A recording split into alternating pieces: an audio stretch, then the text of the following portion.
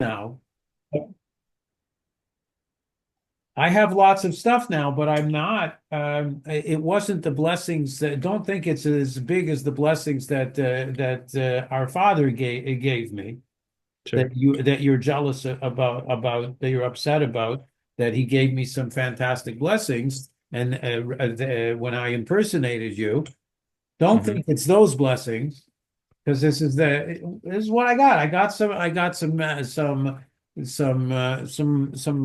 cows and donkeys and sheep and manservants and maidservants. I've done, I'm okay. I'm So, bringing you a gift, but that's all that literally means. Allegorically, the Rebbe is bringing out actually from the Rebbe brings out from the Medrash this idea that what each of these services, each of these elements that he mentions represent, and the Rebbe's message here is that this is the deeper meaning of what Yaakov is telling Esau, that I'm ready for Mashiach. I've done my job. I've refined everything I had to refine in the 20 years. And now, if are you ready to work with me to bring Mashiach? right. Okay. Okay. This is the message he's sending. Basically, the angels come back and say, "Nah, we went to your brother, but what we saw was Asa. In other words, he's not your brother in the sense of on the same, having accomplished what he was supposed to accomplish. Rather, he's just the low life Asav that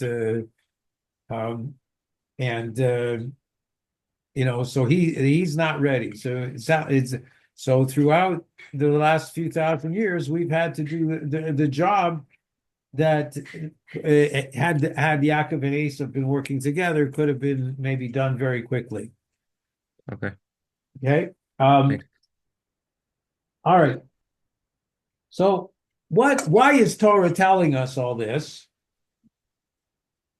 So we know that as it says in the beginning of Tanya, the Alter Rebbe introduces the Tanya saying with the verse Kikara v'elecha adavar ma'od, that it is very very close to you. It's very near. It's meaning it's very much within your ability.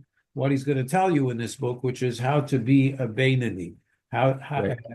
how to make it so that all of your thoughts, speech, and actions, in spite of the fact that you might have passions and lusts for various things, but you can control them totally in terms of the garments of your soul, which are your thoughts, speech, and actions. Yes, you might have an impulse or something arise in your thought, but you can push it out right away and not dwell on things that are inappropriate for a Jew to be um, thinking about.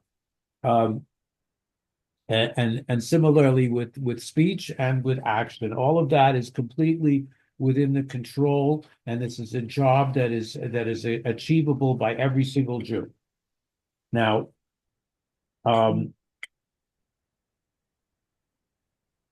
okay, so the reason why we're being told this is because similarly, the service that is being discussed here is something that is within our reach. Um, that we can serve as a sheep, a manservant, and maidservant, and through that we can achieve this level of ox and donkey, which is bringing Mashiach. How can you could ask a question, but Golos is pretty difficult and dark and high, and it's a lot. Everything is hidden and concealed. And here we are in this generation that's just before Mashiach, where the darkness is even doubled and redoubled. So doesn't seem to make so close and easy for us to achieve all this.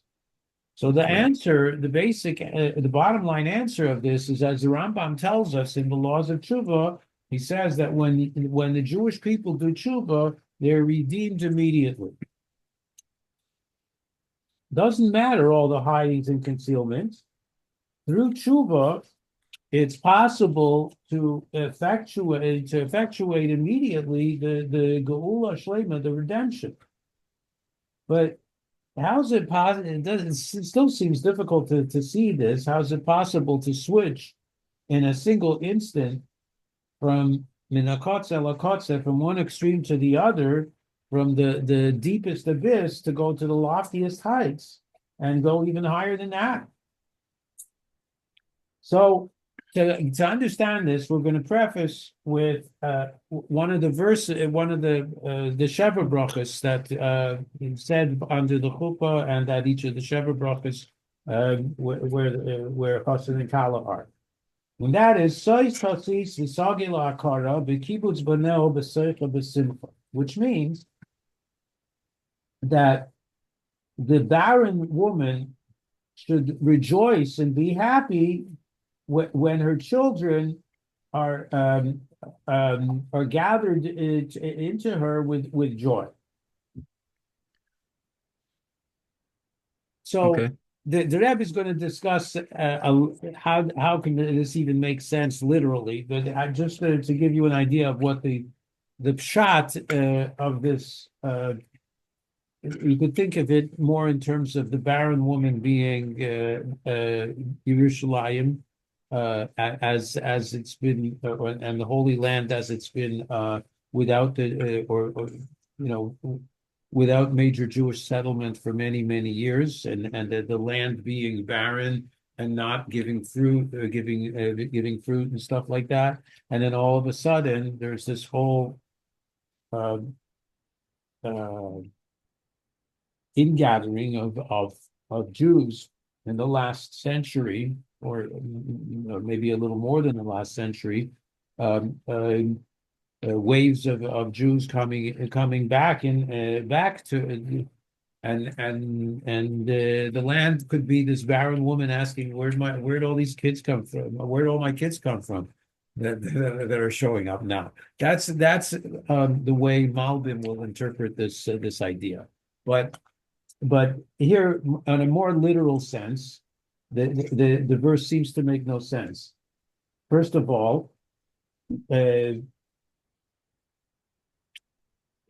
children, it says Ema banim smecho, that a mother of children is joyful. In other words, that the fact that she has children makes her joyful. And if you're saying she's barren, then why should she be joyful? And if you're saying she's barren, also, what children are you talking about being gathered into her? So to understand this, we're going to look at a pasuk that in Isaiah, which has a similar concept. Isaiah is the prophet of the future redemption, more than just about anybody else. And he brings this verse, Rani Akara lo yalada. Rejoice, barren one, that you didn't give birth. The Gemara asks on this, excuse me, since one is being barren, a reason to be not giving birth, a reason to be joyful. Right. So the answer the Gemara gives is it's saying, rejoice, Knesset Yisrael, who are compared to a barren woman who didn't birth children to Gehinnom, like in the explanation there, it mentions like you, plural, meaning the Ummah Ha'olam, the nations of the world. Nations. Yeah. Meaning that there's two kinds of offspring. There's holy offspring, and there's other side offspring. Holy offspring is emotions that stem from Bina. So if you probably are familiar with the idea of spheroids, yeah? You heard about these I've heard of it. Yeah, I don't recall what it means All right, though. so basically, There's 10 Sephiros, I think. the spheroids are it's a kind of a configuration of different energies, Okay.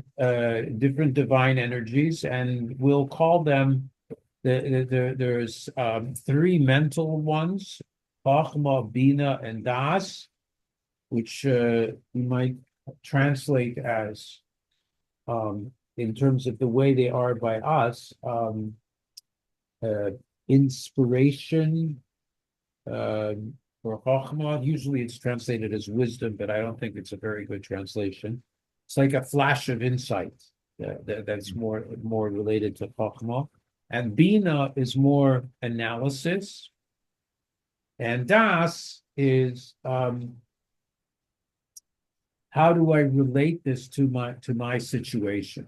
So it's basically you come up with this brilliant idea that pops into your head, and then you have to try to analyze it, to categorize it into a box, into what it's this, it's not that, and it's and so on.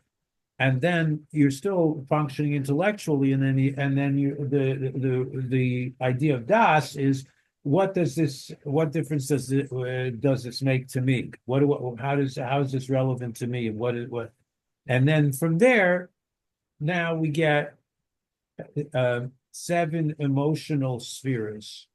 So first 3 were intellectual, and then there's emotional, which are chesed, kindness, gevura. Sometimes it's mistranslated as power. Strength. Maybe a better translation is restraint or discipline. Tiferes is harmony. Hmm. Netzach is usually translated as victory, and Hod as glory, but there is maybe something more in the realm of persistence and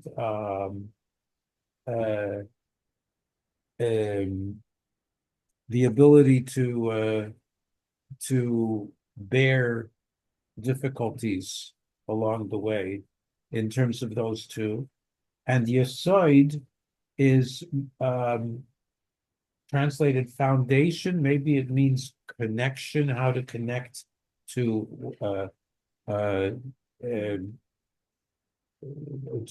further further below. And then Malchus is kingship, dominion, but also um, um, the gateway to lower realms. So one way of understanding this is also that if you take Hashem's 4-letter name, a Yud followed by a Hey, followed by a Vav, followed by a Hey, the Yud equates to Chochmah, the first of the intellectual series, the first Hey to Bina, the Vav to the next 6 spheres altogether, and then the last Hey to Malchus. So, Okay. so that configuration also, we call, so we're saying here that offspring of holiness are emotions that stem from Bina, which we said is the analytical sphere. As it's written about Leah, so the mother is Leah, is the mother of Reuven, Shimon, Levi, Yehuda, Yisachar, and Zvulun. Six. So it writes about Leah that I bore him 6 sons. Now Leah represents meditation, Bina, and it says that Shem Hagdoila Leah, that when it first introduces Lavan's daughters, it says the name of the older one. Leah and Rachel were twins, but Leah was born earlier. The name of the older one is Leah.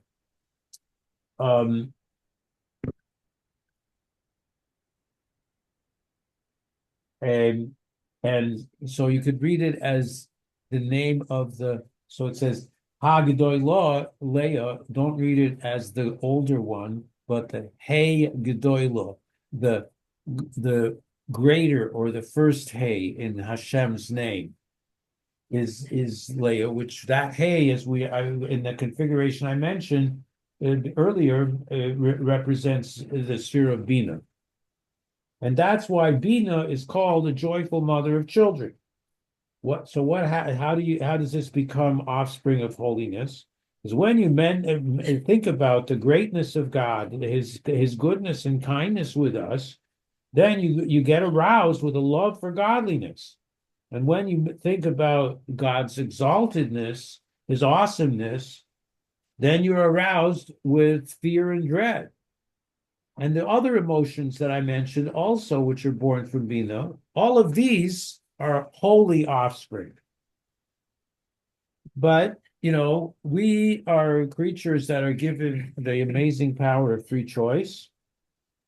So we read in I think it's Parshas Re'eh in the book of Deuteronomy, see, I've placed before you life and good, and the opposites, choose life. So if for us to have choice, there has to be the opposite choices. So there are also emotions of the other side. So in spite of the possibility of those emotions, you should still choose life. And those negative emotions are also birthed by Bina meditations. So for example, person could meditate on worldly pleasures. Then he gets aroused with strange lusts and loves rather than love for godliness. When he meditates about scary concerns, like maybe I'm not going to have enough bread to eat, and so on, then he's aroused with strange fear. And it's the same way with all the other negative emotions that are birthed by Bina. These are other side offsprings, not holy.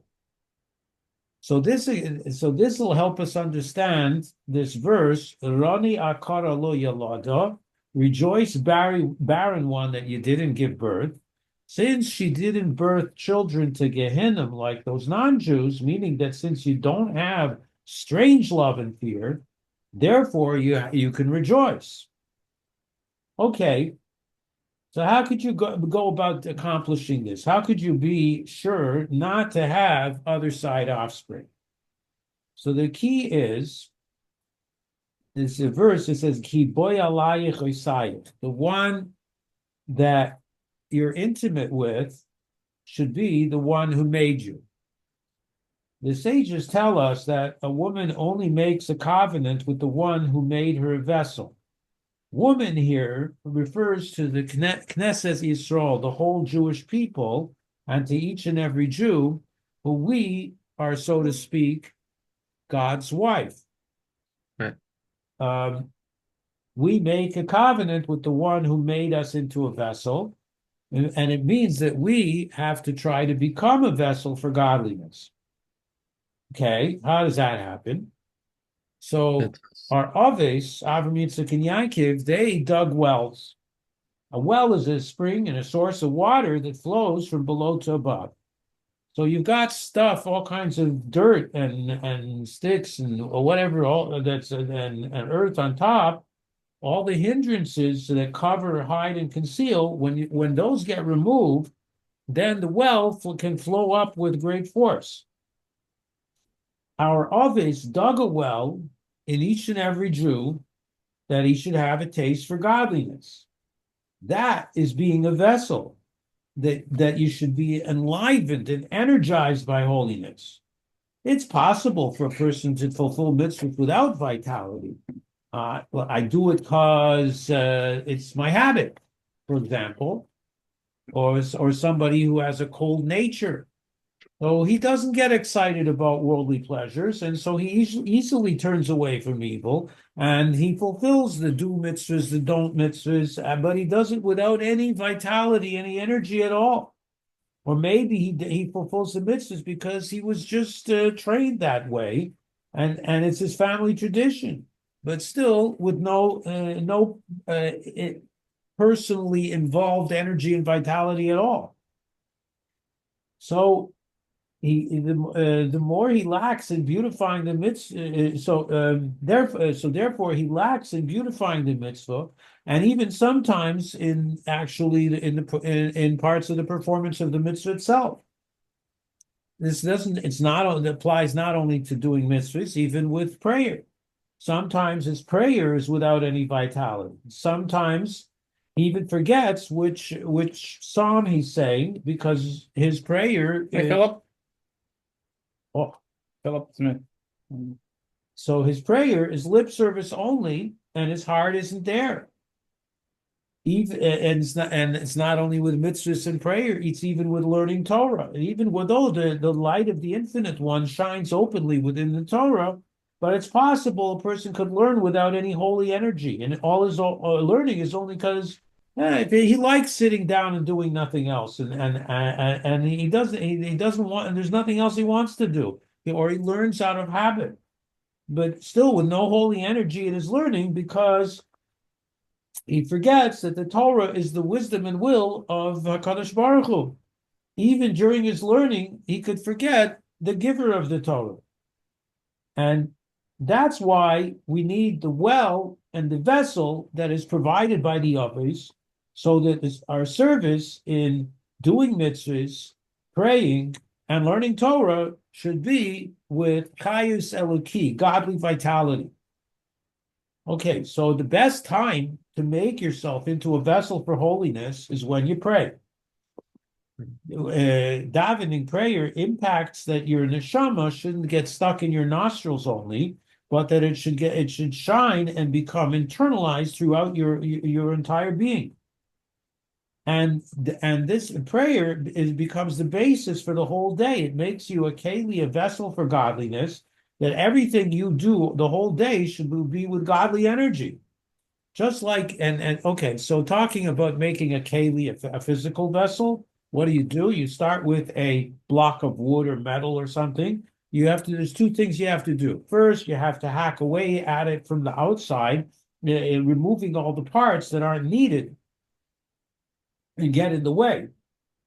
So that what's left is only the parts that are needed for the vessel.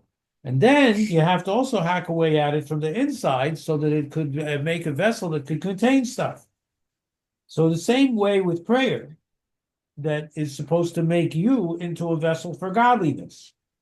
Hacking away from at it from the outside is the part of prayer that is psuke de zimra, which prunes away the weeds, all this.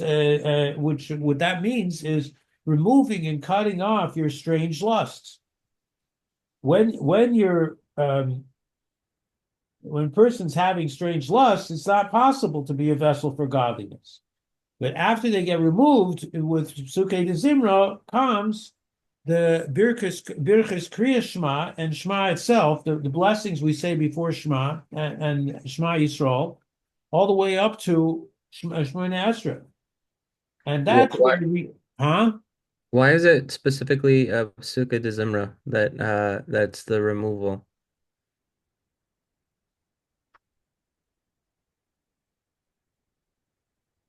In Psuke de Zimra, we are focused on seeing God in nature. If you go through the Psalms, you see that they talk about how everything in the world God is really behind it all. In the blessings of Kriya Shema, there we're more focused on the angels and what how they praise God and stuff like that. And our what God has done for us and our love for God and so on. But Suke de Zimra, the focus is more on stuff that Earthly matters. whatever you think is great in the world should recognize that's from God. Right. Okay. So that can help detach our passions for worldly things. I think that's the way I understand it. I don't know if that answers your question. No, that was really well said. Thank you. Moshe, you wanted to say something? I said there's like 3 minutes left, so Oh, I can regenerate. okay. I can generate a link. Uh, Generate a link. excuse me. So what? I can regenerate a link. Just send me another link. I'll hop on. Yeah, and Philip too. If you can hear us. Okay, so I'll try to finish a little bit more, and then we can do that. Okay. So, um, so then comes the Shemona Esrei, and where you pour out your soul, and that's why it contains the 12 middle blessings for requesting your needs. Your primary request should be that the lackings that are up above in the spiritual worlds should be filled. And through that, automatically, the lackings, what you lack in material sense, will end up getting filled too. And that's what heal us, bless us with parnasa, all these other blessings. These blessings were established in a very brief way, which indicates that it matters to you, to the very essence of your soul. Because if you're talking about something you don't need, or even if you are lacking in something, but you don't really care about it so much that it goes to the depth of your soul, then you talk about it at great length with introductions, prefaces, explanations. But when it matters to the essence of your innermost soul, then you speak very briefly. This is because you've become a vessel for godliness. So you request that the lackings above get filled in a way, and you request this in a way that it really matters to the essence of your soul.